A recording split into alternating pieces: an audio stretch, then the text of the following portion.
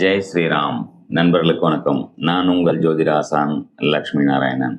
இன்றைக்கு நாம ஒரு சின்ன விஷயம் என்னன்னா, இந்த பஞ்ச அங்கத்தில் உள்ள ஒரு விஷயம்தான் கரணம் அப்படின்ற ஒருத்தர் ஒரு கரணத்துல பிறந்திருக்கும். எப்படி பஞ்சாங்கத்துல சொன்னா இல்லையா, 4 நட்சத்திரம் வரும்போது கரணம்ன்ற ஒரு விஷயம் வருது. அப்போ கரணம்னும் போது அந்த ஜாதகர் எந்த கரணத்தில் பிறந்தார். கரணம்னா என்ன சொல்லுவோம்?